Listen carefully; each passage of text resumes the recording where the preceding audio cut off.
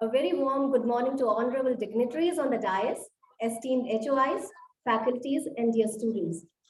Transition is an ongoing process in everyone's life that takes place at different stages. This might be from the final year of the school to the early year of the higher education, occupational training, independent living, or social opportunities. Also, transition can be from the final year of the college campus to the early years of one's career. Transition from campus to career needs more attention as it involves a lot of planning so that the person can possess the necessary skills to cope up with the corporate expectations. Campus life and corporate life are fundamentally different. If one continues to have same expectations from his employer as he or she had from the professors of the campus, then one will be highly disappointed. So we need to bridge the gap before we proceed to our corporate session.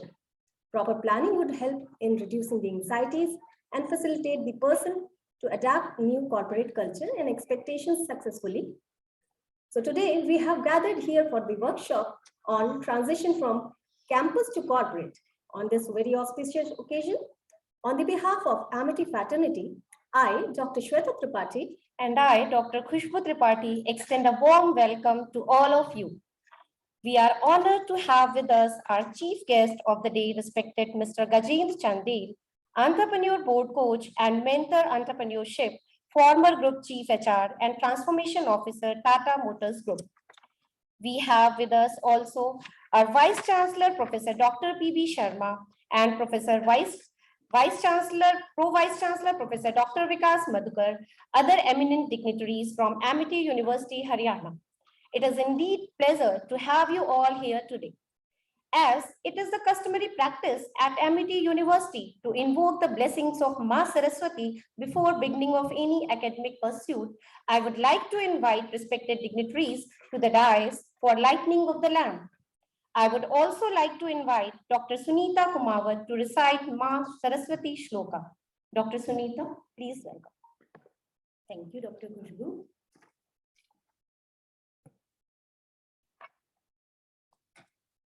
Shubham karoti kalyanam arogyam dhanasampada. Shubham karoti kalyanam arogyam dhanasampada. Shatrubhuti vinashaya Deepajyotir namostute Deepajyotir namostute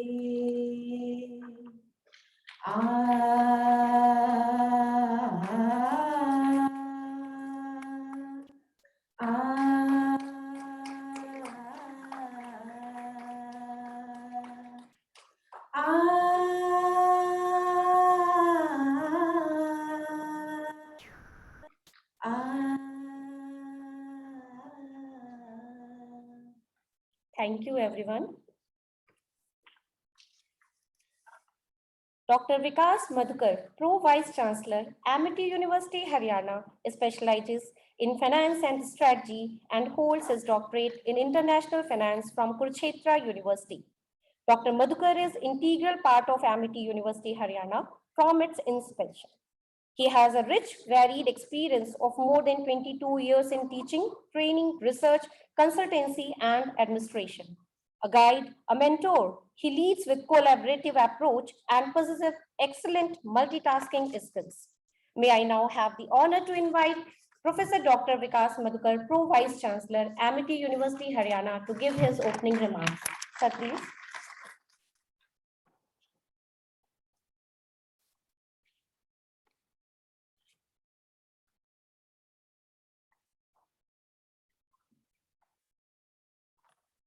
Honorable Vice Chancellor, Professor Dr. P.B. Sharma, Rear Admiral K.K. Pandey, Director HR, Major General Dhol, Director, Amity Institute of Defense Technology, and Deputy Director, Amity School of Engineering and Technology. Our esteemed speaker of the day, Shri Gajendra Chandel, former Group Chief HR and Transformation Officer, Tata Motor Group, Head of the Department, faculty members, and my dear students across different institutions. On behalf of Honorable Founder President and Honorable Chancellor, on behalf of entire Amity fraternity, I extend a very warm welcome to our esteemed speaker, Shri Gajendra Chandel, to this forum to deliver talk on a very important topic, which is transition from campus to corporate. Indeed, today's session on this particular topic is quite important and relevant for all of you sitting here. The session is expected to provide you all a very useful insight about what are industry expectations in terms of both hard and soft skills required.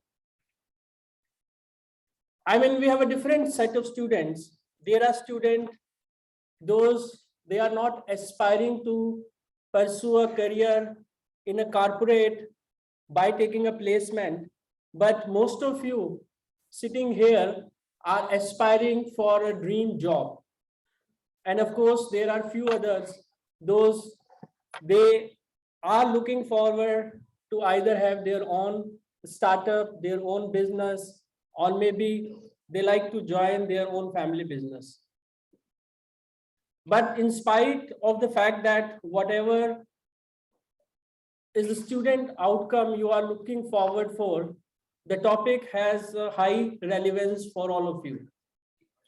When I say hard skills and soft skills, so hard skill is something which is related with job related knowledge, your ability to perform a job effectively. And when I say soft skill is the other aspect, which is something personal to individual, and they really help you in thriving of your career. I remember a very interesting incident while during a campus placement. There was a pre-placement talk, and like today we have a very senior officer from Tata Group, the Group Chief HR of Tata Motors. So when I asked that at a time when he left his job from Tata, what was the size of workforce?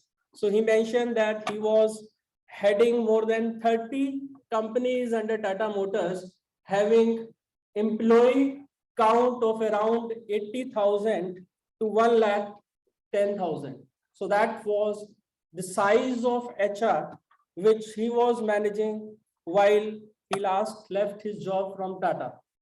So you can, think about the kind of experience he must be bringing while he must have recruited thousands of students from different disciplines across different campuses. And of course, the workforce was not only restricted to India, but it was a diversified workforce from other countries as well. So I was talking about an incident.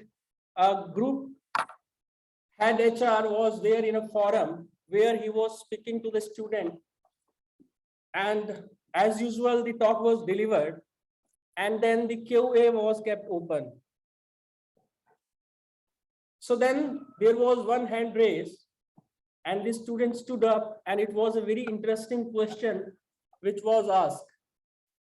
The student asked, "Sir, we want to know that how do you select student? How do you select people? What kind of skills you look for while you are coming to campus for the recruitment?" The gentleman replied that we look for both hard skill and soft skill, but it is the soft skill which is most important in shortlisting a student. So the student next asks, sir, how do you shortlist? That's my question. The gentleman replied, it's very simple. While we conduct the campus interview, we sat in a corner in a room, and the interview while entering into our cabin, and by the time he is reaching to our table, we take a decision whether to shortlist him, her, or not. The student was really very surprised. He said, sir, within a few seconds, how can you judge a student whether to, take her, take him, or not? The gentleman replied that there are few attributes which we look for. While a student is entering, we carefully look at the student and observe how he or she is dressed, what kind of color combination he or she is wearing, how he or she is carrying his or her document or file. While you are going in an interview, you're carrying a file, and overall how a candidate is carrying herself or himself in the interview board. And but by the time he or she takes his or her seat, we take a decision, because it's very important for us to judge a candidate from this perspective, because we strongly believe one who cannot manage herself or himself cannot manage $1 billion of my company. So very important message came out from this, and that is, it is important for you to first love yourself. I always talk about in a class about the personal branding. Now, what is that personal branding?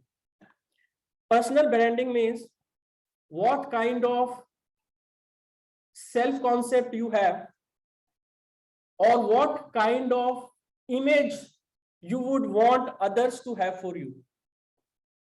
I mean, if you want to check it, just talk to few of your stakeholders and find out, right? For example, if I want to find out about myself, I'll go and find out different stakeholder, that when you think about Vikas Madhukar, what comes in your mind? And this is what is your branding in the mind of others. And when you take a feedback and you find a gap, then it is important that you need to work on that gap, because not necessarily what is your self-concept about you, it is not necessary that others are also carrying the same for you, because you are more known by your actions, not intention. So student, it is very important at this point of time for you to understand the world which you are going to enter 1 year, 2 years down the line. And believe me, the world where you are going to enter is going to be different. Just think about, just take an imagination and paint a picture of future, and think about the corporate culture. And of course, you don't have a prior experience of corporate, but of course, with the experience of with the experience of your seniors, your friends, your alumni, maybe in your family, you can imagine a picture of corporate, and that is what it is going to be. And this is what you are required to prepare yourself for that world. The life is going to be different, what it is in the campus and what it is in the corporate. The one major difference between the life in campus and life in corporate is, here you are here to take education, where you are paying to learn. You are making some investment in your education. But when you are in corporate, you are paid to perform. So it is just altogether the change of context from pay to learn from pay to perform. And mind it, the kind of little bit casual behavior which you can afford here in campus, you cannot not at all afford the same casual behavior in corporate. Of course, you are required to be more accountable because large number of stakeholders are attached. In morning, only in my class, one of my students was supposed to give an assignment today, but somehow the student could not prepare and student has made an excuse, sir, can you extend my deadline? There are reasons that I am not able to prepare. So what I was telling to my student the same thing, that you can take an excuse today, probably, you know, a few marks will be deducted, but tomorrow when you are in a corporate, a deadline means a deadline. As I told that the expectation of large number of stakeholders are going to attach with you. And especially in the initial 3 to 5 years of your job are going to be very, very important. And it is very important for you to come out from your comfort zone. I think that that's very, very important for you to learn at this point, that initial years of your jobs are more demanding, just like a cricket match. I hope you all watch the cricket match, and a match of 50 hours, the initial 10 hours of power play are very, very important for both the team, whether one is batting or one is bowling. And this is also true that initial few years of your career are going to shape the rest of your life. And they are going to give you more opportunity to try new things. So students, with these few words, I think I can close now. And I once again extend a very warm welcome to our esteemed speaker of the day to this forum. And I'm sure that this session is going to be very interesting, very, very relevant and thought-provoking for all of you. Thank you. Thank you so much.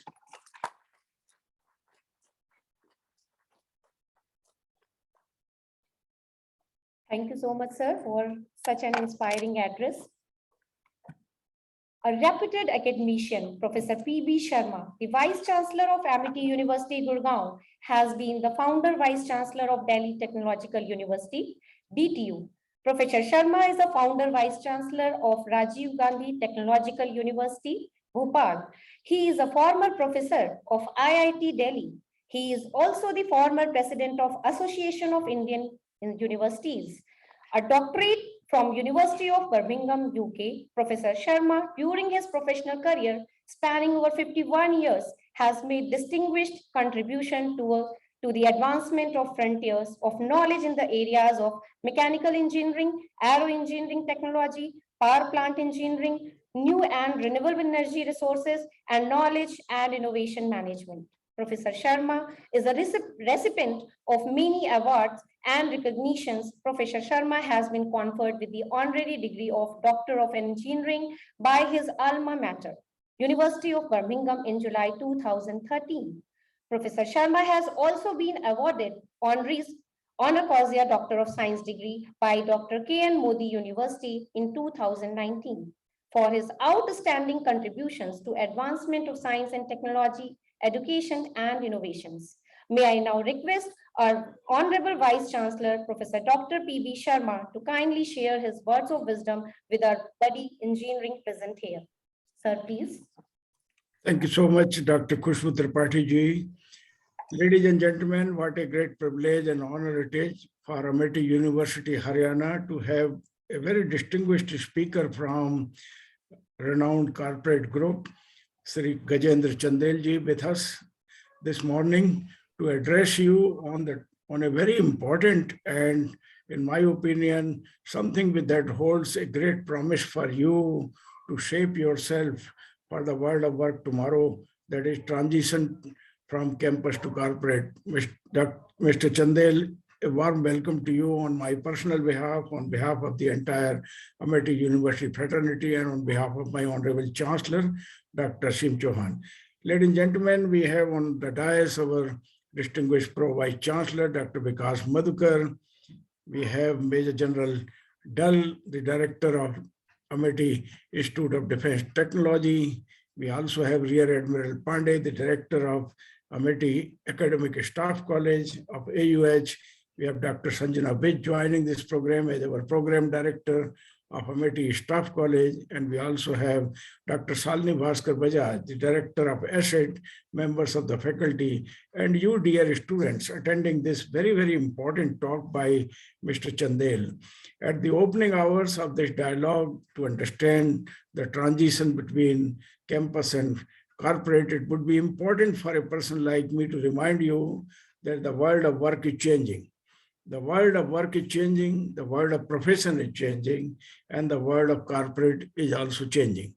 We are today in a transition, and this transition is from our age-old traditions of running our businesses and corporates and universities to a new world in which we have to learn now how to manage uncertainty. We have to learn how to manage innovations. We have to learn how to remain competitive in a world in which the world of work, world of corporate, and the world of business itself will be changing.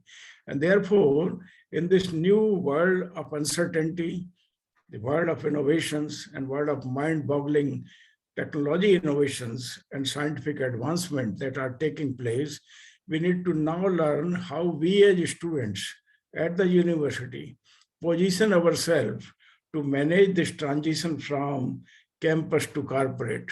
When I was a student like you, in those days, these worries were not there. The world was stable, and we knew if not today, tomorrow, those who aspire, they will reach to the corporate. Corporate also knew that they would be able to shape you the way they desire you to become valuable for them. But today, corporate is changing. I'm told that we are in the age of layoff. We are in the age of lean and thin corporates. And therefore, you have to be positioning yourself so correctly that you are part of a workforce for the corporates of tomorrow. Some of you would aspire to rise to the pinnacle of glory, to become managing directors, board members, and key personnel in the organization, participating into shaping the corporate into a giant corporate and entity that you would be proud of. And therefore, this transition needs to be properly understood. In my opinion, the preparation for managing this corporate transition from campus to corporate should begin right from the very first year you join a university like ours. You should ask yourself, where are you heading to? In terms of knowledge and capabilities, of course, you have to utilize the best of the environment that we tend to create in our university. And you have to shape yourself as a worthy professionals of this new age, where you need to understand what the corporates of today require and what the corporates of tomorrow would require. Today, the corporates are looking at you as a highly valued professional who would be ready to join them and work with tremendous amount of competence and caliber, with the kind of behavioral pattern and work ethics and values of the kind that the corporate require. They expect you to be understanding that whole lot of value chain has today become very, very important. Punctuality, sincerity of purpose, integrity, overall personality, giving glimpses of your positiveness all the time, and your capability to innovate and excel in the changing environment of technology and work are some of the important imperatives. When you enter, in fact, the interview room, the corporates are looking at you, your beaming personality, the way you behave, the way you walk, and of course, the way you prepare yourself for the day becomes very, very important. People like you must position yourself today for the corporates of tomorrow. And in that respect, the valuable advice coming from learned quarters like Mr. Chandel becomes very, very important. Mr. Chandel has seen this world of corporate changing. He has seen how the HR over the years has become more and more conscious about the behavioral aspect, about the psychology, about the personality, about the positive inclination of the workforce that they would like to take on board. And therefore today, apart from your technological capabilities and scientific acumen, your personality, your behavioral pattern would form a very, very important aspect. And you must also ask yourself what really corporate mean to you. Corporate, for the corporate today, means how do you work in a collaborative manner? How do you work in a cooperative manner? How do you take on board the multidisciplinarities on the same table? How do you really interact with the people from diverse capabilities, from diverse disciplines for a common cause? And that could be designing a product or manufacturing a product on a production line, marketing it, in fact, in the highly competitive times ahead. You all need to learn how to cooperate, collaborate, innovate, as well as excel in a new environment in which the world of corporate is heading to. You need also to understand the value of money and the value of your service to the organization much better compared to earlier. Every single penny which the corporate spend today or would spend tomorrow has to be very carefully spent and accounted for. You would not only be conscious of the profits, but you would also be conscious of the valuable service, the delight that you provide to your customers. And you would be becoming more and more and increasingly conscious about your responsibility towards the environment, towards maintaining highest levels of compliance, of sustainability in your work ethics tomorrow. And therefore, during this transition from campus to corporate, you have a few years at the university. These are the years when you begin to shape yourself and prepare yourself to move from the cozy environment, from the protectionist environment of a university to a world which is highly demanding in the corporate world. I leave you some of with these thoughts and pray to God Almighty that you would have utilized your best of the opportunities that you have during your stay at Amity University, Haryana, to prepare yourself for this transition that is currently taking place and prepare for the world of work in which you would like to work tomorrow. Mr. Chandel, thank you so much indeed for sparing your highly valuable time to come to us, to our university today. We are a university where we wish to lead by example, both in terms of putting together a learning environment for our students, the campus environment, our commitment to sustainability, as well as our commitment to prepare the future-ready workforce for tomorrow. I thank you so much indeed for giving us this opportunity to host you today. Let your best of the counsel and advice to our students during this workshop from transition from campus to corporate enable us to understand what the world of corporate requires today or what it would require tomorrow as we move deeper into the layers of 21st century. Thank you so much indeed for giving us this opportunity. Thank you so much, ladies and gentlemen. My very best message to the student community to take the words of wisdom from Mr. Chandel seriously. Thank you. Thank you. Thank you so much, sir, for beautifully explaining the transition to the corporate and how we can manage the uncertainties in the age of scientific advancement and innovation. You had also addressed the behavior and psychological aspect of the to work in the collaborative manner and how to interact in the diverse field. Thank you so much, sir, for beautifully explaining this and with your enlightening words. It will surely be the guiding light for all our students. A former Tata Group top executive, Dr. Mr. Gajendra Chandel, he invested 15 years of his career there with the Group Cairo and architected the organization transformation project at India's largest automotive corporation.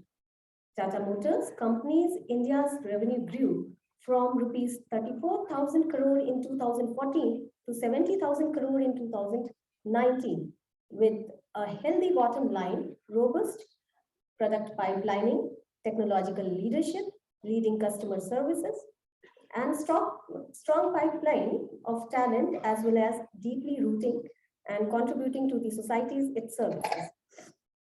Previously at another Tata Group company, the technology and auto components group of Tatas, he was the board of 7 joint venture companies, as well as the group of chief people and culture from 2005 to 2014. Prior to that, for almost 14 years, he has led various operational and strategic assignments at Siemens India, Germany, and USA, including setting up of global leadership standards for Siemens worldwide operations based at headquarters in Germany, and then led people strategy of large acquisition in USA. As the business leader with 35 years of experience, he has driven large organizational growth and business transformation, and is a rare example of corporate executive turned entrepreneur himself.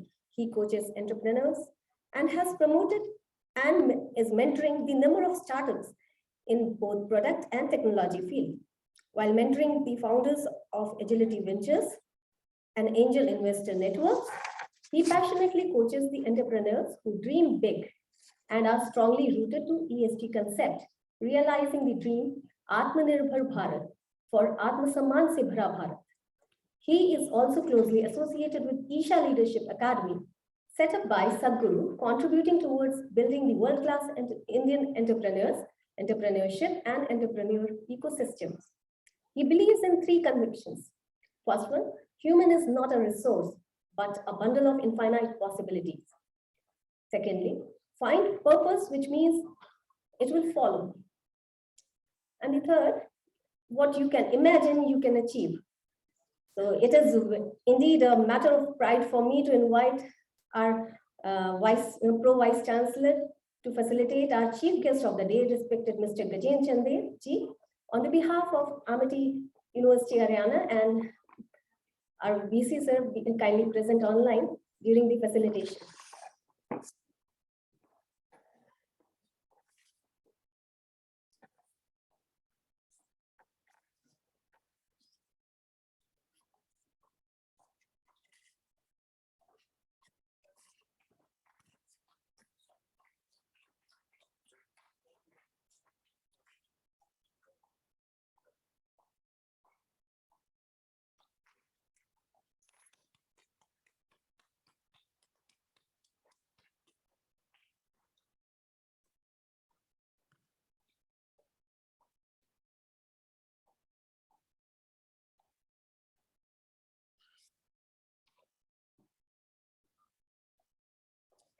May I now have honor to invite our Honorable Mr. Gajendra Chandel ji to deliver a keynote address. So please.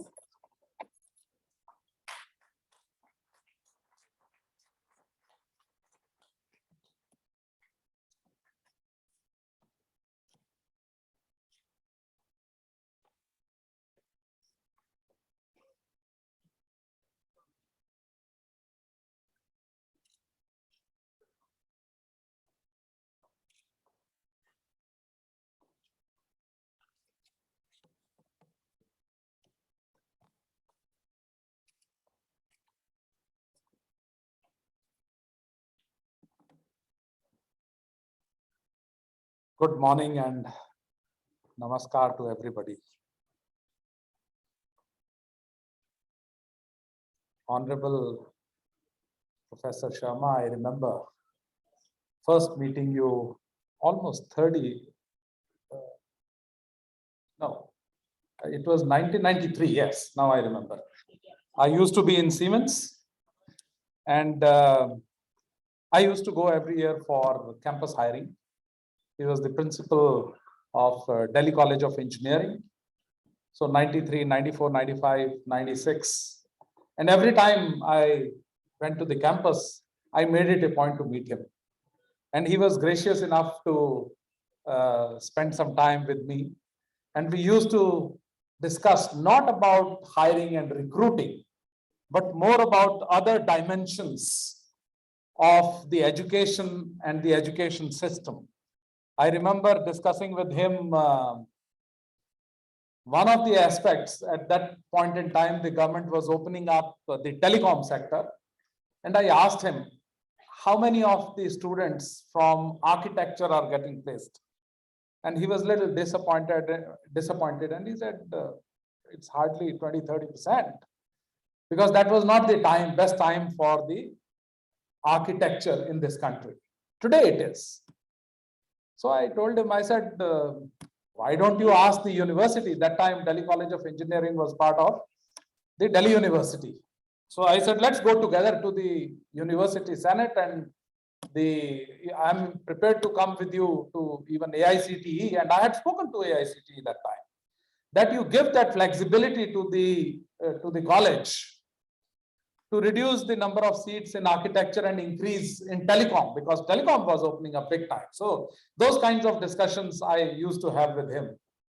And it was very enriching for me, at least at that point in time. So I have been a beneficiary of his thoughts right at that point in time. So thank you for this opportunity to come to your university, beautiful university. As I drove through, I could see a lot of, I mean, what kind of campus has been built. In fact, I have been associated with the Amity. I remember my initial discussions, talks, chats, long chats actually with Dr. Ashok Chauhan. That was way back in 1991, 92, 93. And I have been several times. In fact, I used to go 4 times a month to the university in Noida. And I was teaching strategy, leadership, and market growth. At that point in time, I used to work with Siemens. So my association with your university is not so old, but still pretty old, I would say. So thank you for the opportunity, Professor Sharma, Dr. Madhukar. Thank you for the nice and kind words. And thanks to my dear friend, my classmate, General Dhul, and Admiral Pandey for this opportunity to talk to you all today morning. So it's a great opportunity, and I'm so happy to be talking to you, especially that last 5 days I was in Coimbatore at Isha Yoga Center, which has been set up by Sadhguru. And we were running a program. It was a 4 days program, primarily for entrepreneurs. So we had a little more than 200 participants at the campus, where these entrepreneurs come to learn more about entrepreneurship and the policies that the government is coming up with, the regulatory mechanisms, etc., and how do they steer their companies. And several of the participants over the last 8-10 years from this Isha Yoga Center, from this program, have become big time entrepreneurs, big time, many of them. Yeah. So my first question to all of you, how many of you want to be or aspire to be entrepreneurs? How many of you? Few, very few. In fact, I would have loved if at least 10, 15, 20% of you would have preferred to become entrepreneurs, because the fundamental difference in entrepreneurship and the job is, in job, you get a job with the company. Entrepreneurs create and provide jobs. And that's what is required in this country. Big time. And now that I am associated with several enterprises, startups in the last couple of years after I left Tata Motors to pursue this calling, I can see a fantastic, great future in this country. And that is being built by none other but the entrepreneurs, especially the entrepreneurs who are setting up their startups now in the current times. So, since most of you, how many of you are or would be looking for jobs on completion of your tenure at this university, your program at this university? Most of you? What are others going to do? Nah. still to decide? It's not such a bad thing if you're still undecided, but please decide very, very fast. The faster you decide about yourself, like Dr. Madhukar mentioned, if you're not able to take care of yourself, how will you take care of others? Whether you join a corporate, because you'll become a leader, a manager, where you will be responsible for several people. If you don't take care of yourself, if you are not able to decide for yourself effectively, how will you do that for others? And if you set up an enterprise, then you have all the more responsibility. In fact, when Dr. Madhukar was introducing, and he mentioned about 80,000 employees. In fact, I never took that my job as being responsible for 80,000 employees. I always said that I am responsible for at least 1 million lives. For a simple reason that one is these 80,000 direct employees of the company, their families. The second is hundreds of our suppliers, hundreds of our dealerships, hundreds of our service centers, the people who are working in those dealerships, service centers, our suppliers, thousands of them. In fact, just our dealerships and service centers employed about 20,000 people. And I personally took the responsibility of building the capabilities and careers of the people who were working with our dealerships. They were the employees of the dealer, respective dealers. So if you go to a car dealer or a truck dealer, etc., the employees there in the dealership are the dealer's employees. But those 20,000 employees, I took the responsibility that they are also my people. They are also our company's people, because they are selling our products. They are touching base with the customers and consumers of our products and services. So I made sure that they are as competent as they can be. Yeah. In fact, I engaged 55 full-time trainers, only to educate and train these 20,000 employees of dealers and our service centers. It should be done by the dealer because they are their employees. But then I said, no, they are equally our responsibility. So that's why I'm sharing this is, that's the kind of thinking if you start building now, which is nothing but what is technically called in MBAs, they call it inclusive thinking or inclusiveness behaviors. If you start building that in your minds now, you will succeed like nothing else. Another critical dimension of when you are moving from an academic life or campus life to corporates, startups, etc., is critical thinking. And this critical thinking is nothing but very carefully analyzing the whole environment, ecosystem, etc. And then in the toughest of situations, how you take decisions and how do you move yourself and the people around you. That's what is called critical thinking, and that's one of the most difficult yet critical aspect of moving from campus to a corporate life. The third one, as I have seen and I have experienced, is adaptability and agility. Very easy terms to talk about, but believe me, it's one of another toughest dimension of human behavior. Not everybody is easily adaptable. Most of the people are not very agile, and that's where they start finding difficulties when they're trying to transform themselves from the campus to the corporate life.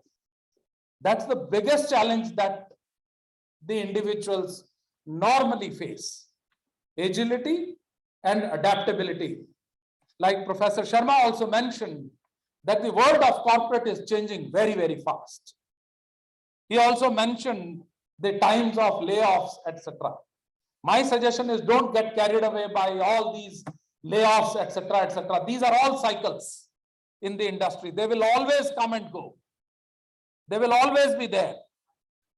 In fact, I remember when I was posted in with Siemens in Germany, I happened to visit a lot of companies.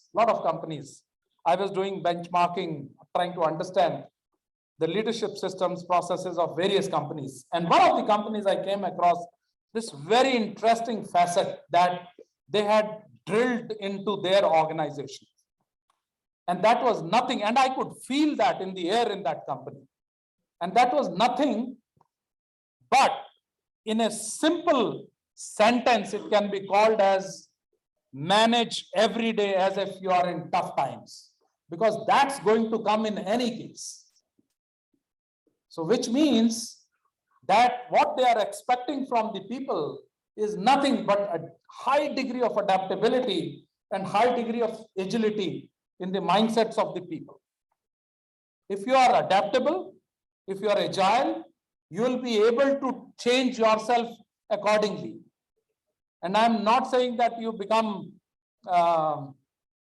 it's a little desi word, bal badlu. I'm not saying do you become like that.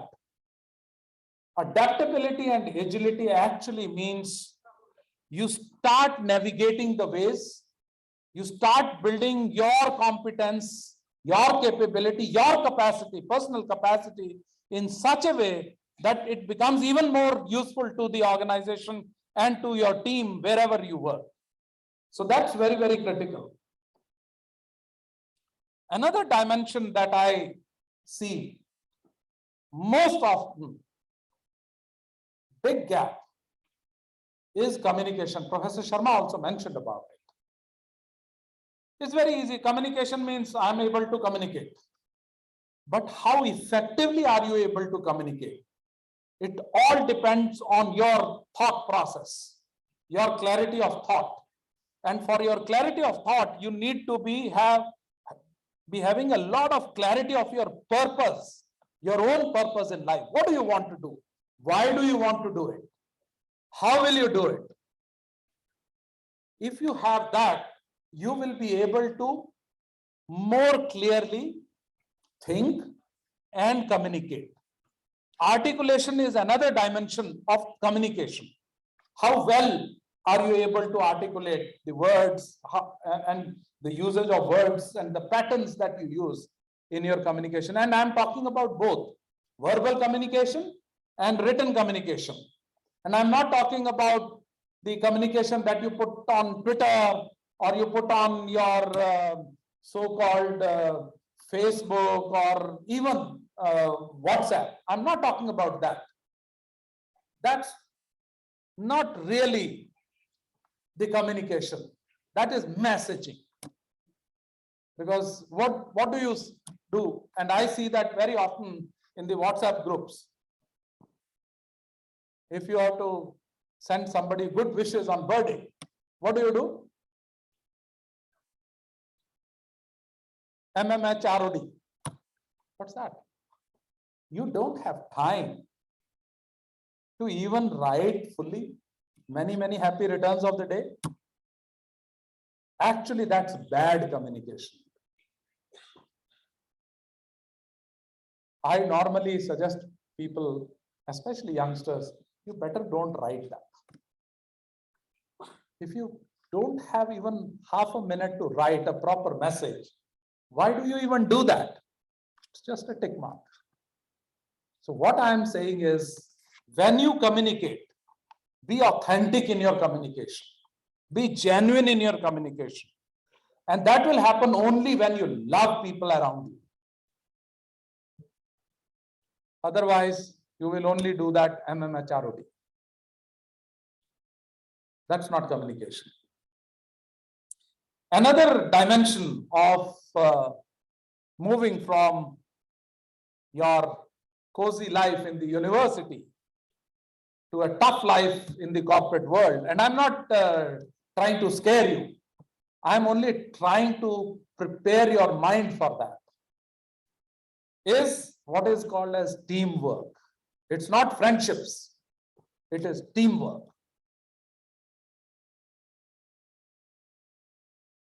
You can and you should have friends wherever you work, because that builds a lot of trust, mutual trust. Of course, you should have that. But in teamwork, you have also to be demanding that this is what I expect. And your colleagues, your team members must also be clear what is it that they expect from you, which you should be clear about it. So it is both ways, because trust, especially in the organizations, any kind of organization, I'm not talking about just the companies or commercial organization, any organization. Yeah, both the friend from Armed Forces, Admiral and the General will also tell you, trust is foremost, and it's a two-way street. And it is such a two-way street that first you have to give before you expect to receive. So be very clear about it. When you enter any kind of organization, whether for-profit, not-for-profit, NGO, armed forces, any kind of organization, teamwork is very critical. And for teamwork, the foundation is trust. The foundation is, again, clarity of thinking. What can I give? What should I give? How well can I give it? Before you expect, how can I receive from somebody? Another point which I normally advise, and I used to do it whenever we used to get fresh batch of engineers and management trainees and etc. every year from various campuses. I used to ask them first, do you have your board of directors? They would be surprised. Board of directors, company ka hota hai, mera kya? When I say that, that means, do you have your mentors and coaches? At least one or two in life. And these are not friends. I'm not talking about buddies. I'm not talking about friends. I am talking of coaches and mentors who can guide you, who can give you a very tough feedback, which may border a little bit of hurt also. Do you have that? If you don't, better have it. Because your family, your friends, normally they won't be able to give you that kind of feedback that is necessary for your personal growth. Yeah, so it's a little bit different from friendships and family. Another dimension. So when you join the corporates, what do you look for? Whenever you look for joining any company, any kind of organization, what do you look for? What is number one that you look for? Money. Okay. Vitamin M is over. Then what else? Sorry? Growth. Okay. What else? So tell me, one company tells you, okay, so most companies hire normally freshers as trainees. So first of all, normally my question to them, like Dr. Madhukar also mentioned, here you are paying good amount to the university to learn. But when you join a company, a corporate, an organization, in the first year or two, also you are learning only at the cost of the organization, right? Actually, they should not be paying you. You should be paying them. But anyway, coming back is, people get caught up on certain things. So one company says, you join us as trainee, and after trainee, you will be a manager. Another says, you join us, after the training, you will be junior officer. And third company says, join us. After training, you will be associate vice president.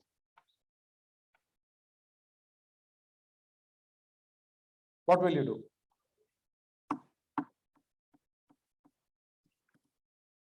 Most of the banking companies have spoiled this in this country in the last 20 years. What will you do? You will join where they are giving you, after training, a title of associate vice president. One is giving you manager, third one is giving you a junior officer. You will say, we'll see money also, right? What I'm trying to tell you is, don't get caught up with the so-called visiting card titles and designations. Don't be motivated by titles and designations. Be motivated by the opportunity to learn and grow intellectually and in your skills and competence. Be motivated by that rather than the money and the titles that the companies may give you. Because sooner or later, you will realize what was more important was your inner satisfaction. And that doesn't come with titles and also money most of the time. I'm not saying that you don't look at money. Look at it, but not as number one or number two. Don't get carried away by that. Get carried away by the opportunity to learn and grow. That's very, very critical. Another dimension I tell students, and when they come into the companies, I tell them that make yourself very clear. What do you want in life? And when I say what do you want in life, is not about money and titles, etc., which I have just dealt with. What do you want to be? In terms of your own capacities, capabilities, how do you want to build that? In which specific areas do you want to build that? Why do you want to build that? And because if you are not clear how you are going to contribute, believe me, you will not be able to learn much. Only when you are very clear that this is how you will learn and contribute, you will learn hell of a lot. And you will be able to grow hell of a lot. Another dimension that, and this is the most often asked question whenever I have been to the universities and campuses. What about work-life balance? And normally my response is, you had life till now, now work. On the lighter side. Because that's a myth. It's talked about a lot. And I see a lot of discussions happening on various forums, online especially. Work-life balance.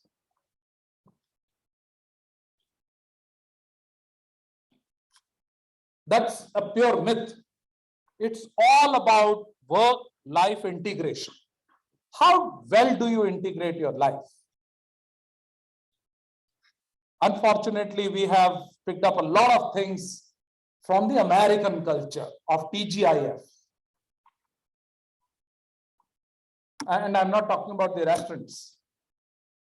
I'm not talking about the TGIF restaurants. I'm talking about the TGIF culture and the mindset. I hear a lot of my friends, my colleagues, etc., that every 2 months, 3 months, they need to go for some holiday to unwind. And I ask them, why do you wind yourself that you have to unwind? If you don't love your work, if you don't passionately do your work, if you are not engaged with it deeply, don't do it. Do what you love to do. Do what you are passionate about to do. And that's what you should be very clear right from the beginning, because that's what will build you as a human being. And once it builds you as a good human being, you'll grow as a good business leader as well, or whatever, in whichever sphere of life I am saying, not just the business, but any walk of life. So be very clear about it right from the beginning.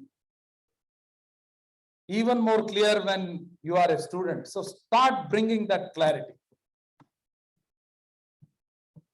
Do what you love to do. You won't need holidays. And this is, I'm talking from my personal experience. I'm not saying don't go for holidays. Of course, go for holidays.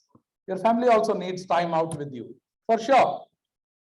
But that's not because there is so much of burnout that you want to do that. Not to do that. That's another dimension which I tell friends from the campuses to start thinking about. And that's possible when you are very clear about one dimension which is most critical, which is embracing your unique self. What are you? Who are you? In the interview, I asked this question from everybody. And most of the time, most of the people, they find it very difficult to respond. I said, job to मैं कर लोगे आप लोग, नहीं आता होगा सिखा देंगे, कंपनी सिखा देगी, कोई प्रॉब्लम नहीं. But I need to understand, who are you? Who are you as a person? Who are you as an individual? Because my organization culture is built not by your skills, not by your functional competence, the so-called hard skills. First of all, I don't believe in this hard skills, soft skills. If there are hard skills, then the so-called soft skills are actually harder, because they are harder to pick up and harder to learn and demonstrate. So if you are clear about yourself and you know who you are, what you can do, how you can contribute, in which specific area, skills can be learned, skills can be taught, not an issue at all. Any skill can be taught, actually, as long as you are clear about your unique self. So identify yourself, who you are as a person. I remember, and that's what Dr. Madhukar also in his introduction about me mentioned, or no, the professor mentioned.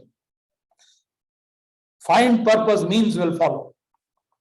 And this I picked up 1997, first time I was going out of the country. I came out of the Singapore airport. There is a big circle there. You turn left towards the city.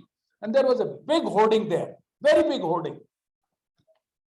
And the hoarding read something like this. And the hoarding was, you know what? There was a big picture of Mahatma Gandhi leading the Dandi March.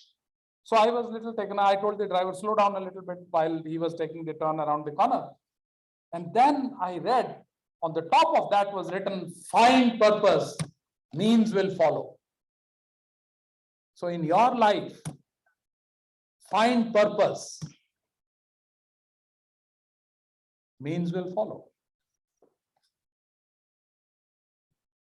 So these are some of the most critical dimensions of life, which will have a very different view when you are in the campus and when you will be in any organization, any corporate life, when you transition towards that. These are the most critical dimensions which will see a huge shift from you, which will need a huge shift from you.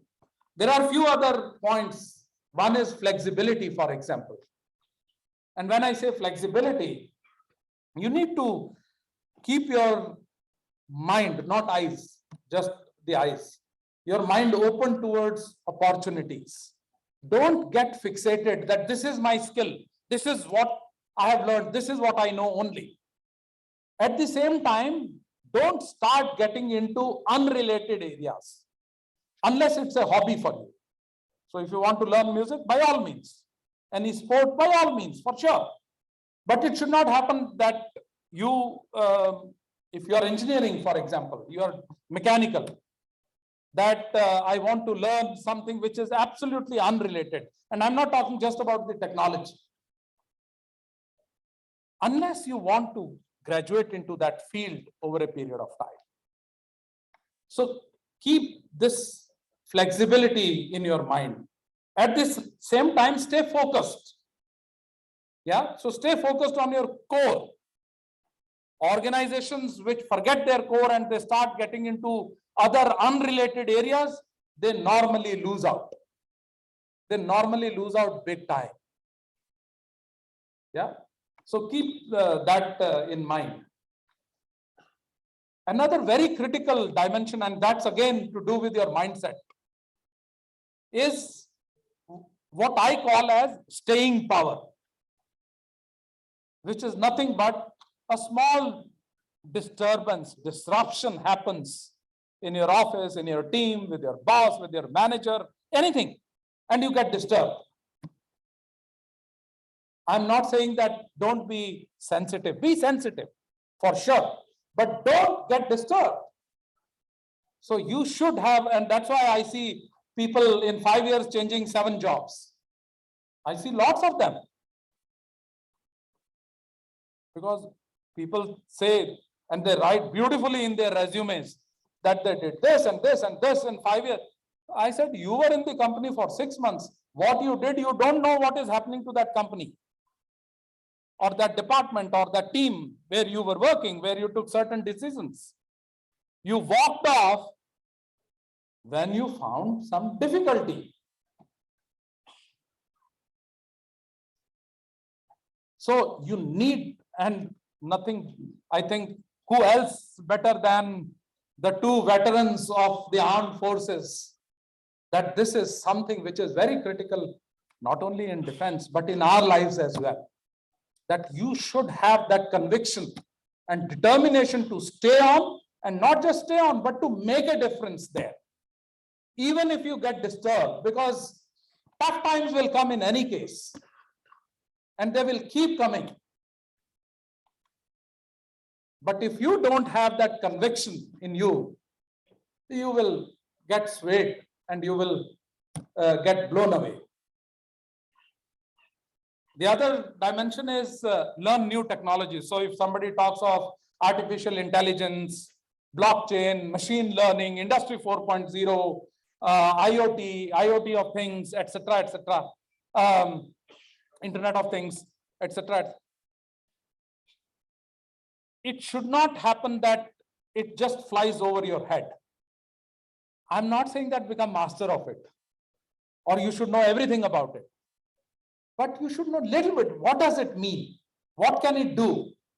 Because then you will be able to harvest it properly. Yeah, so keep yourself, your knowledge abreast in the campus, and when you go into the corporate, also about that.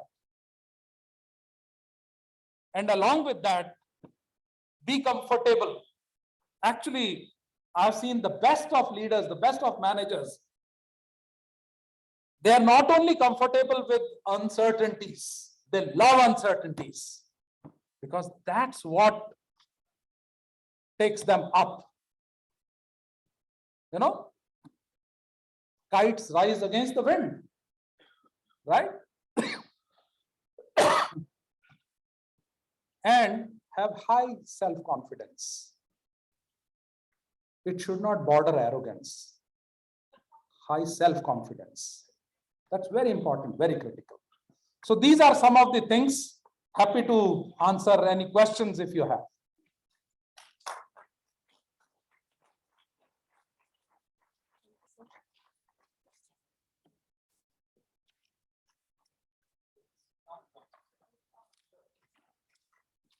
Thank you, sir, for such an elaborative and informative speech.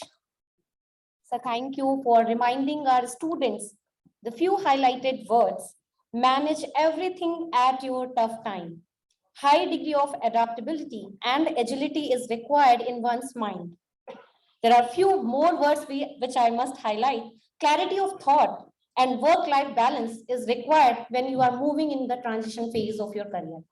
With these words, I would like to again thank Sir for his inspiring speech. Now the mic is open to all the audience present here in the online and offline mode. Whosoever has the questions, please put your hand together here for asking the questions. And those who are online, they can put their queries in their chat box. For this, I would like to call Dr. Shweta to handle the query session. Thank you, madam. So, sir, we have one query from the online audience. It is from Shrishti, and she had been asking that during our first interview, the interviewers usually ask about our experience. Being a fresher, how can we ensure that we have those necessary skills? Like these are the fresher students. So I'll share my experience, and I don't want to give you any theoretical or conceptual answer to this. My first job, which I got, the CEO was there he said, where do you see yourself? What experience do you have? My simple response to him was, put me to the job and see the results. And I got the job. I'm not saying that you also respond in the same way, but a similar. It's all about what you think you can do. It's not what you have done. Of course, from students who would expect experience, few would have maybe a year or two, and that too those who complete their engineering or graduation and then before post-graduation, they may have 1 or 2 years of experience. And that too is normally in not the same area in which normally those companies are hiring for. So don't worry about that. Some of the points that I mentioned, keep those points in mind. Yes, sir. Thank you, sir. One more question from our audience, online audience. Ms. Preeti has been asking about, as you spoke about the building trustworthy character. Being a fresher, how can we build such a trust? Along with that, she has been asking, what should one do in the event when the company is laying off? So these are two questions. Yes, sir. One is, of course, How to build the trust? The trust is not conceptual, not theoretical. It's very experiential. You will experience it. Others will experience it.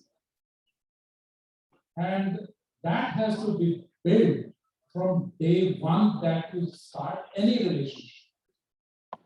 Any relationship means when you get into an organization, whether it is commercial or not, doesn't matter. Be very clear that trust, as I said, is a two-way street. First, you have to give it before you receive it. So that has to be built over a period of time. But if you have done that in your avatar as a student, you will be able to do it as much, as fine as possible in the corporate life also. So trust is nothing but doing what you say. And the other is question was yes, about the layoffs. Layoffs. I mentioned about that also a little bit. So layoffs will come. There was very recently, a few months ago, there was this huge debate or discussion going on, funding winter, that the funds have dried out. That's not the case. Layoffs are happening in many companies, but more companies are actually hiring. More companies are hiring. It may not be exactly the same skills, but it may be adjacent skills. It may be. So that's why I suggested to all of you that keep building your capabilities and capacities. Keep picking up skills continuously, at least in the related areas that you get in, that you are in. Because that's the best insurance that you can ever buy or have. Yes. Thank you so much, sir. Sir, one more audience has asked, Mr. Nakul has asked that what are the tips for the freshers to sustain in this corporate world? Although you have outlined so many tips. I have given you almost everything that I have seen, I have experienced. Some last minute tips that they need to. Well, all these are very important. Like I mentioned, be authentic, be genuine, be trustful, build your own skills and capabilities and personal capacities continuously. Ensure that you are not only mentally but also physically fit. Because sometimes long hours can take a little bit of toll on your physical health as well. But if you keep yourself physically also fit, it will ensure that you are able to sustain those tough times also. Yeah, so all these are very important, very critical actually. Flexibility, staying true to your purpose, true to your core, all these are important dimensions. Anybody having any more queries from the audience present here in the physical mode? We'll be providing mic. Third row, please provide the mic to the third row. Please stand up if you have a query. Volunteers, please provide the mic. Good morning, sir. Sir, actually, I would like to ask you, how can I evaluate myself if I'm really growing or just going with the flow? Like, I'm a student right now, and everyone is studying around me. So, if I move to corporate life, there also everyone is doing the same thing which I am doing. So, how could I evaluate that I am growing than others, or I am doing better version of myself?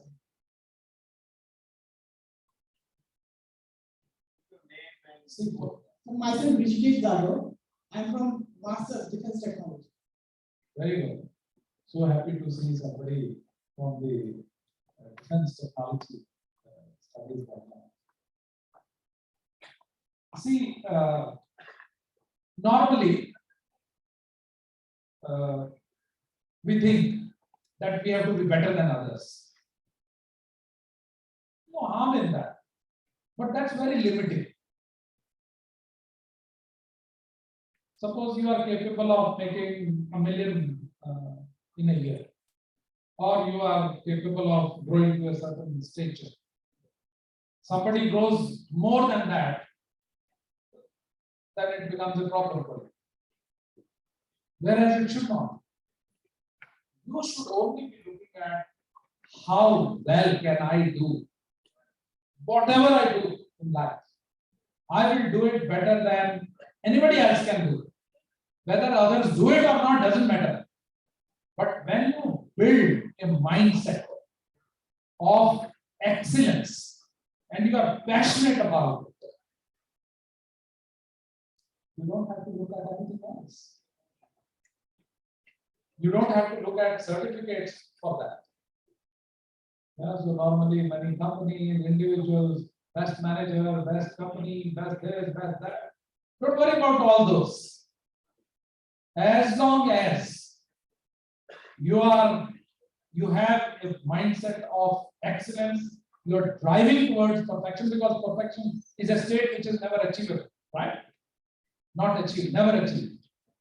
If you are driving towards perfection, have a mindset of excellence and do it with so much of passion that it gives you a sense of purpose and sense of satisfaction. You don't have to worry about anything else. Yes, passion is very much required in our work. So otherwise, that is a kind of driving force towards doing anything and reaching to the perfection. Any more who has any more query? We can, yes. Myself, Karnataka. Sir, my question is what are the skills we require and for becoming a good field engineer? Good machine learning English. Machine learning.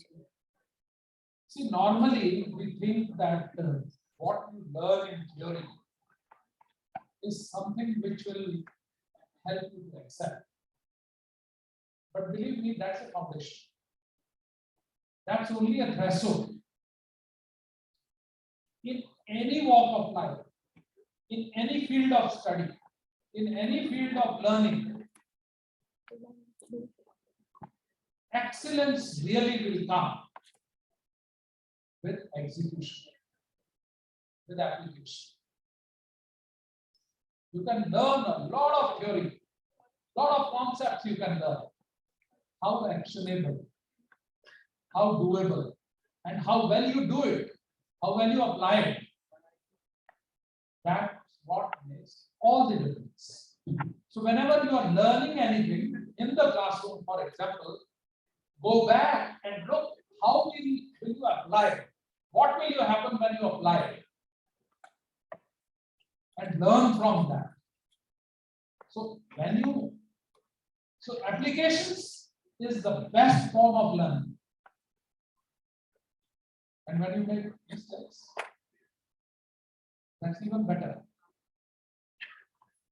Because failures teach you more than success can ever teach. Don't worry about failures when you do something. So first of all, not just theory, do something about it. When you do something about it, you fail, don't worry. Learn from it and go on to the next thing. Machine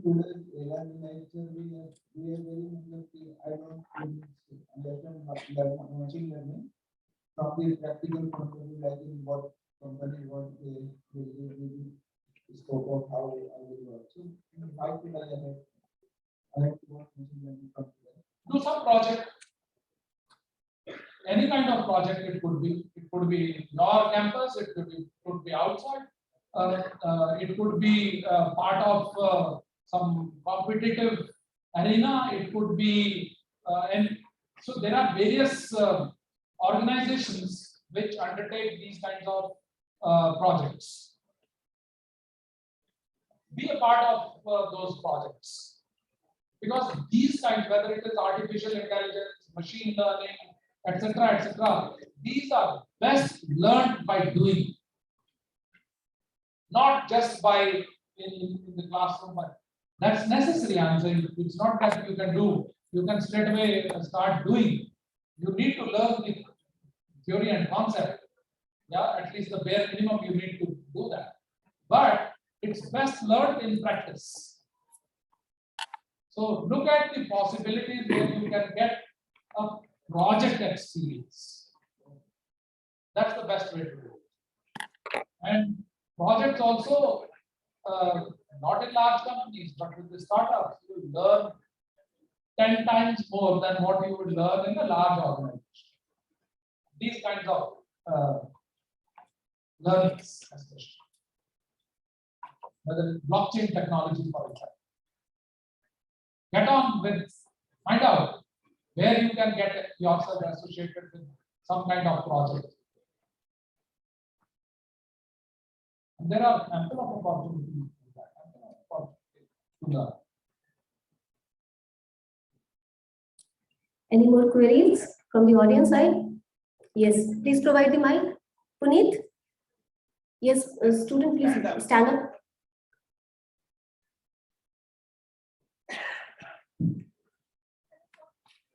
Hello.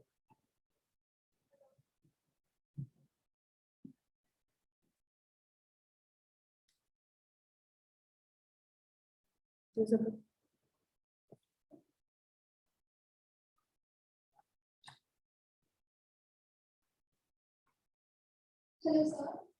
I'm Sejal, first semester B.Tech Biotechnology.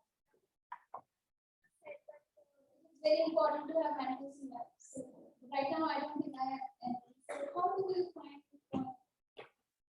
How do we find mentor? Yeah. How do I find? Ask your professors. We have You are in the campus. That's the best and the, what should I say, most easily doable. Yeah, you would have some family, some friends. They would know people if you want somebody from the industry, for example. You can find out from them that you are looking at, but you should be very clear. What do you want? In which area do you want? Basically for life, right? We have the provision of mentors in Amity Yes. University. That's for your information. You are a first year student. Yes. right? So in our university, we have a mentor mentee concept where every student is assigned a mentor. So one is, that is the first baby step. That he or she will be there with you to guide you to make you a better person or to clarify your doubts. Then after, in the university, when you are seeing other people, what they are doing, or your own HOD, or your HOI, those can become your mentor. Whenever you go to them, they will never refuse you. Anybody, whosoever is doing any job, they will help you. So firstly, our university has this mentor mentee. If you are not aware, then get in touch with your faculty members and they will be able to tell you that. Okay? Thank you. I just want to take this question which this gentleman had asked about the self-growth. You know, firstly, you don't have to look at the others left and right. You have to look at your own pace. And there are various yardsticks that one can find that, you know, whether I am growing or no. Whether 6 months ago, a year ago, what you knew and what you know now, whether it is through your peer group or your seniors or through internet, how have you gained that knowledge? Or the procedure, how to go about doing a particular thing. And then also using technology, how you are able to do it faster or better. So end result is quality product on time or before time. So if you start doing that, you will realize that yes, you are growing. The same thing earlier in, you know, say maybe 2020, it used to take X amount of time, or I didn't know this particular technology, or some new innovations which are there in which are available on internet. So you yourself have to grow. Don't look at your peer group and don't get into any pressure. Just enjoy, as he rightly said, enjoy your journey of learning, and these opportunities, grab it and learn better. Thank you. Any more queries from the audience side? Don't take yourself so seriously that others start thinking you to be too serious. Any more queries from the audience side? Please stand up. Yes, please provide the mic. Puneet, please provide the mic. Yes. Go ahead now.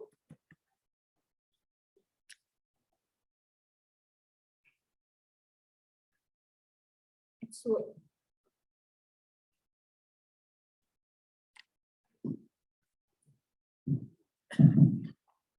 Sir, so my name is Manas. I'm doing BTech in biotechnology. My question to you is that usually we get told that real life is very different from what we expect. And you were talking about things like being authentic, genuine, which we told is not usually what happens in real life. So, like after we graduate, what is better, like to have your own, whatever you are, like genuine, authentic self, or put up a front that checks all the expectations of the mainstream industry? Because does it actually work in real life, whatever you said? Because most of the times we're told that this is not how life functions. Thank you. See, unless you want to go in Bollywood, where make-believe world can live for quite some time. Other than that, in the real world, only authenticity works. Because sooner or later, your friends, your family, your colleagues, your teammates, they will find out who you actually are. Because you're not a crew, you're not a con. Yeah? You are a normal, simple human being. And if you put up facades, they will fall. And the day they fall, then you have nowhere to go. And they will fall. Sooner or later, they will. That's why, actually, one of the dimensions I always say that be vulnerable.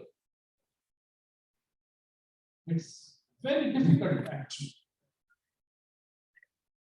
And when I say be vulnerable, doesn't mean कि कोई भी आए थप्पड़ मार के चला जाए. I'm not saying that. It means remain open. And to remain open, you have to be authentic. There is no other alternative. You will live your life bindas, absolutely. If you remain authentic, if you remain genuine. Because then you will learn a lot. You will absorb a lot. You will grow a lot. Because if you put a facade, you will neither learn nor absorb anything. You won't grow. As a person, I'm saying, you won't. Yes, any more questions? Students, if you have any questions, kindly stand up. Yes. Morning, sir. So actually, you said you should be genuine, you should be vulnerable, right? Introduce yourself. So my name is Utkarsh Chagwal and I am from Masters in Defense Technology course. Oh, now I know. Defense technology, biotechnology. So, birds of the same feather are flocking together. Okay. So you said you should be vulnerable, right? So I had experience of 6 months in a company. When I was working, I was doing my absolute best. I was trying to be open, I was being genuine. I gave my 100% to the job. But now there are certain factors and there was certain someone who were trying to push me down. In the end, when my training ended, I was basically told that I have done some things which were not according to the code of conduct of the company. I had some negative reviews and I had various points to prove that I have done. So my genuine question, my basic question would be actually what everyone here, how do you tackle those things? I mentioned, stay true to your core. Who you are as an individual, you must be very clear about it. I was there. Yeah. I was. So stay like that. And those kinds of winds will always try to blow you off. There will always, I am not saying that all these people who are working in the corporates are all holy cows. No, not certainly. But as long as you stay true to your core and you don't get blown away by any such aspect around you, because these are all temporary phases. These come in everybody's life. You won't have friends, all friends around you. You won't be able to do that. You're not God, right? So don't worry about that. But you should also, so whenever you are doing something, keep some sounding boards. What you are doing is right or not. Is there something which needs to be done differently? And I'm not saying by any chance doing anything unethical. Certainly not. If the environment is like that, just get out. Yeah.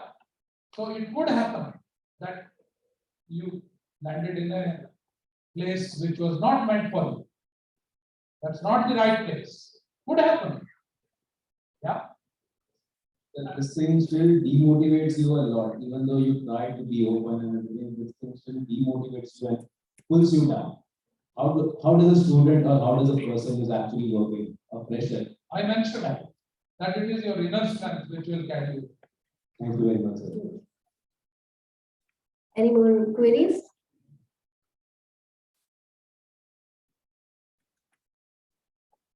Good afternoon, sir. My name is Prashant. So my question is, when I start NCA from here, I'm fully confident. But sir, after 2 to 3 months, I'm exploring some algorithms and others. I think that I'm losing all energies. And how my question is that how I keep my motivation levels when I start as compared to when I start and now. So you are not motivated enough now. Sir, I am motivating, but as I compare to my motivation level, when my motivation level as I said, my motivation level on July, that is 100 level, but now exploring some algorithms like Dijkstra, Krishna and others, and I feel that it's very complicated. Computer science is not so easy. It's really need some time. And sir, how I keep myself high? If you are so demotivated, if you think that's not the place for you, then get out of that. No, sir, not that, that this is not. Wait. I'll share with you my personal experience. So my son, he has a startup now. He started doing his engineering. He was done in mechanical. And so first year he was okay. I mean, just okay. Because in the second semester we plugged one exam. Third semester, another one. Fourth semester, 2 more. He said, this is not my mistake. And not only that, he said, "Ye professors ko padhana nahi aata.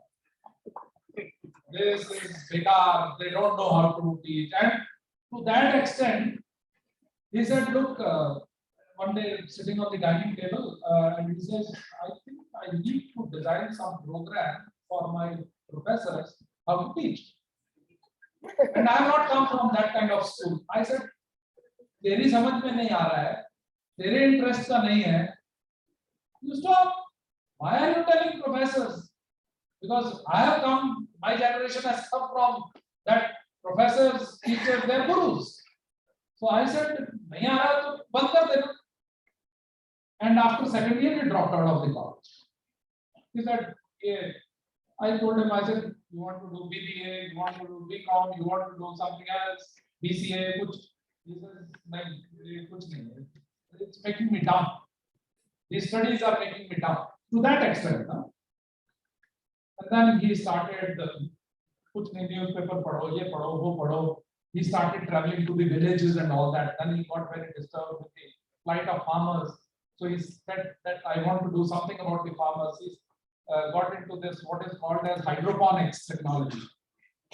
He started developing it. He started, so he tied up with one of the companies from abroad, Israel actually, etc., etc. But anyway, so after a year, he realized कि अभी क्या कुछ तो करना है. And then his mother, my wife, she was, what are you doing? Spoiling your life and etc. I said, करने दो इसको. Life is very long, don't worry. He went back to the college after a dropout year. He went back to the college, third year. He hardly used to go to the classes, mostly library, fourth year. He passed with distinction in every subject.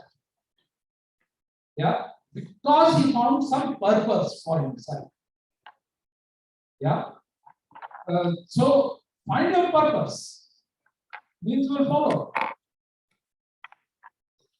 That's it. Yes. Yes, sir. Thank you. We should be passionate enough. Yes, please sit down. Passionate enough. We should find our own passion and purpose of life. Then only we'll be able to excel in any field. Any more queries from the audience side? Last third row. Last question.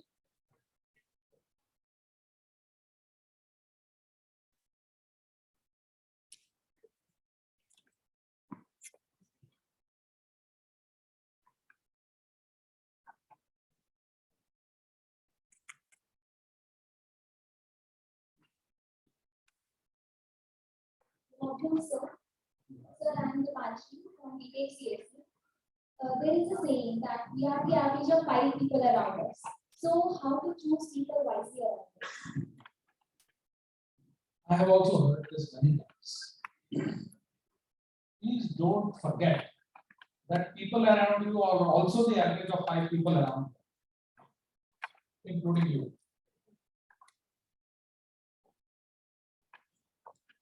Yeah, so what I mentioned, that it's largely dependent on you. Don't worry about the averages around you, whether it is 5, 50, 100, don't worry about that. How well do you do yourself? How well do you treat yourself? How well do you make yourself will define you as a person, not the averages around you. Because when you grow as a person, as an individual, when you excel, they will also grow around you. So whether you want to be an average of those 5 or you want to push that average of those 5 or 10 or 50 or 100 around you, depends on you, not them. Thank you so much, sir. You have touched so many dimensions, important qualities like being adaptable, agile, effective communication, importance of feedback, motivated towards the opportunities which we are getting and not the title and the money factor. How we should work on our own strength and passion. We should have the work-life balance as well. We should manage every day as if it is a very tough time, and we should have the hands-on experience, hands-on learning, so as to be motivated towards our own passion or the field we are working with. So thank you so much, sir. With these words, you have a very interactive section with our students who have joined us with online and offline. Thank you so much, sir. Thank you, Dr. Sweta. A big round.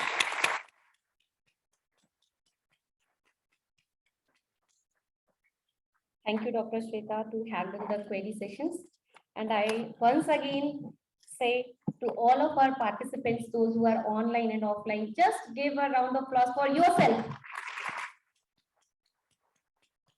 And give a round of applause to our speaker who has very well handled all the queries and motivated you. Thank you. Thank you all. Major General Dr. J.S. Dhul, PSM retired, Director, Amity Institute of Defense Technology, is an alumni of Military School Ajmer and National Defense Academy. He has done specializations in advanced electronics and then Doctor of Philosophy in Management.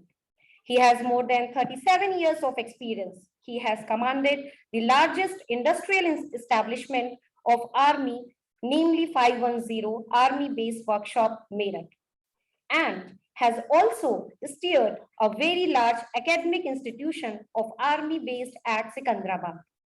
His last appointment was of Additional Director General, Corps of Electronics and Mechanical Engineers. He has been awarded Vishisht Seva Medal by President of India and has also received Golden Peacock National Training Award from Institute of Directors. Sir, may I now request you to propose a vote of thanks.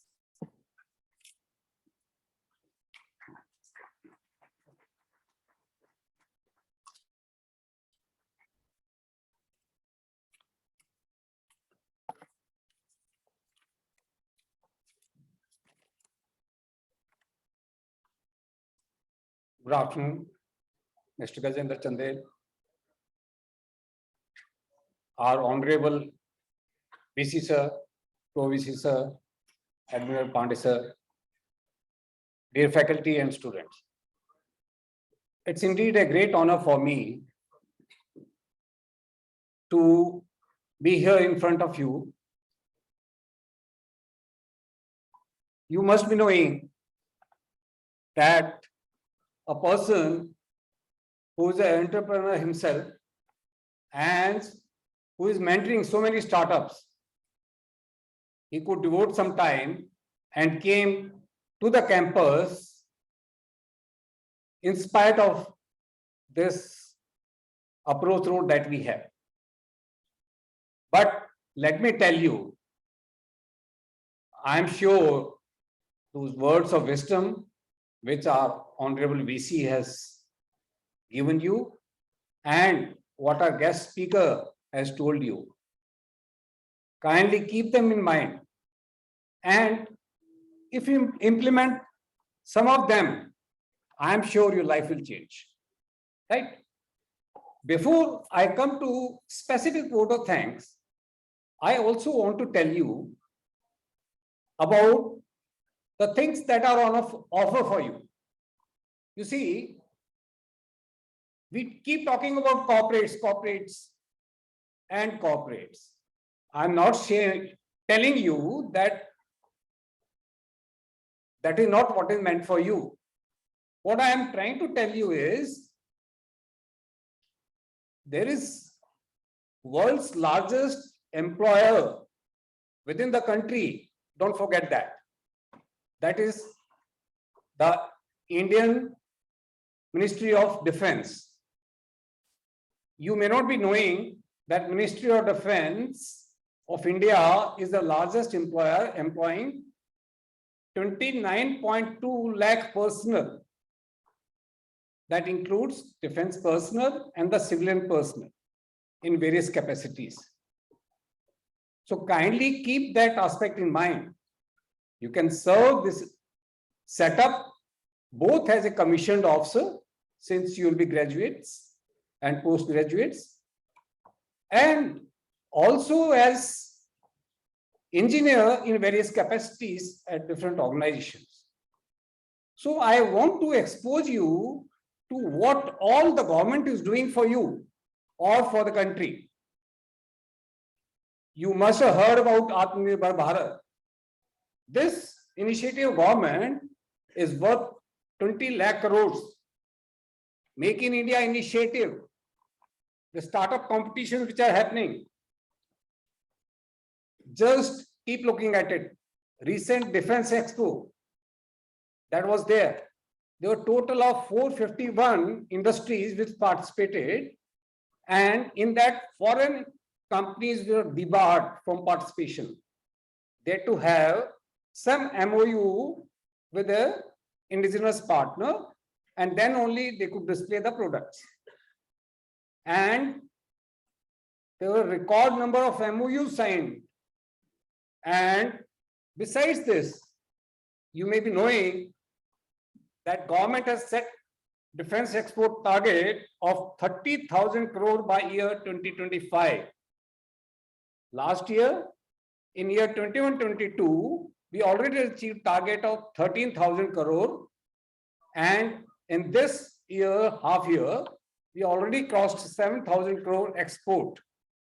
And we are likely to close this year with at least 15,000 crore exports. We already become the largest exporter of defense equipment to Africa. And mind you, this is all because of recent initiatives. We are already exporting to 42 countries as on date. Besides this, the defense exporter list, we are already 19 in the entire world as of now. Now, you see, we already imposed ban on import of 780 items for the defense services. That means these items, perforce, have to be indigenous items. Keep that in mind. You must have heard about 5 industrial corridors.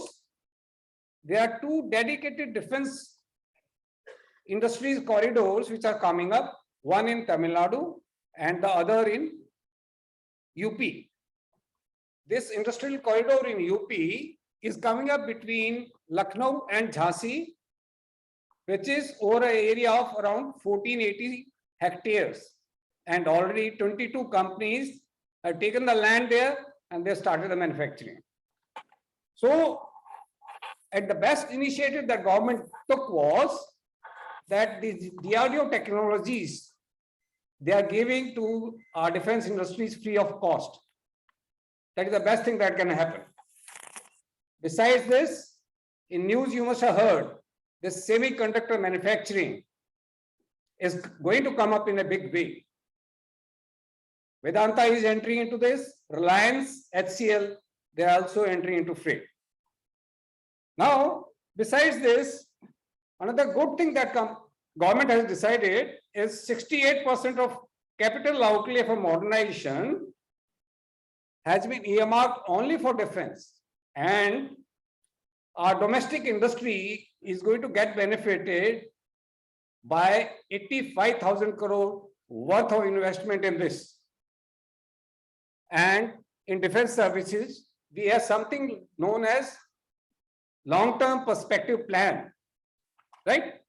This is for the year 2012 to 2017, which caters for investment of 4 trillion Indian rupees. And for the first time, the government has started that entire budget for R&D will not go to DRDO. 25% of this money will go to the defense industry. So this is a great initiative. Already we have seen 1391 IPRs which have been granted in this particular field. And our target is that by 2027, we'll have 70% self-reliance in defense industry. Besides this, there are these 41 ordnance factories which have been converted into 7 defense public sector units, which will really help us. Now, government has allowed 100% FDI in defense, provided it is through the government. And through the automatic route, it has been capped at 74%. Imagine, earlier it used to be 28%, and now it is 74% through automatic route. You must have heard Tata Advanced Systems has entered into joint venture with Airbus to manufacture the transport aircraft, that is C-295 transport aircraft. The other day, I was talking to someone from Safran Industries. This is a French multinational company. They are coming up with an aircraft engine manufacturing plant at Hyderabad. General Electric and Rolls-Royce, they are also betting for this 110-watt jet engine manufacturing plant, right? You must have also heard in the news that Kalyani's, they are having a joint venture with Paramount Group for M4 armored vehicles, and Defense has already given them supply order for 60 M4 armored tanks, and now additional order they got for 30 of them. Also, a great initiative by the IITs. I must apprise you, most of you may not be knowing this. IIT Kanpur and IIT BHU Varanasi, they are establishing centers of excellence related to defense industrial corridor. And recently in the Defense Expo, IIT Roorkee has declared collaboration with DRDO, and they are setting up center of excellence for the futuristic defense technologies. In this Defense Expo, 1,53,000 crore worth of MOUs have been signed. And this is a record. This is the highest figure till date. BrahMos Aerospace is setting up factory between Lucknow and Jhansi, and they are investing 300 crore for this, which is going to create 15,000 jobs. So the opportunities are huge. Also, you must know that Indian Army does fresh recruitment for almost 2,700 officers every year. Air Force, another 150, Navy, 60 to 70 of them. So in case you are interested after graduation to join the defense services, you are most welcome, both as a short service officer, where you will have tenure of 10 years, plus 4 years extension, or for permanent commission. You can see the details on indianarmy.nic.in website, and you can avail the opportunity in case you find it interesting. Now, besides this, in case you take up defense technology as a career, then you can join academic institutions, DRDO, defense PSUs, corporates also. And you must be knowing that Amity University Haryana is offering MTech in Defense Technology this year. And from next year, we are going to offer BTech Defense Technology, integrated BTech, MTech Defense Technology, MTech Defense Technology, and PhD in Defense Technology. So with these programs coming to you, I think you have a lot of choices to choose. In the end, without taking too much of your time, I would like to thank our guest speaker, Mr. Gajendra Chandel, for sparing his time. Thank you so much, sir. I want to thank our Honorable VC sir, Honorable Pro VC sir, Admiral Pandey sir. I want to thank Dr. Sunita. I want to thank Dr. Khushbu, Dr. Sweta. I want to thank Srinivas, our IT team, our faculty members, and dear students. It wouldn't have been possible without your support and without your active participation. I also want to thank the team of reporters led by Subedar Major Satveer Sharma sir, who are here to cover the event.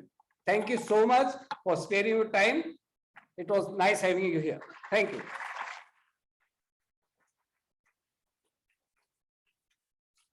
Thank you so much, sir. Dear attendees, with this, we come to the end of today's proceedings. May I request everyone to give a round of applause to the distinguished members on the dais. Thank you all for joining today's session. Thank you.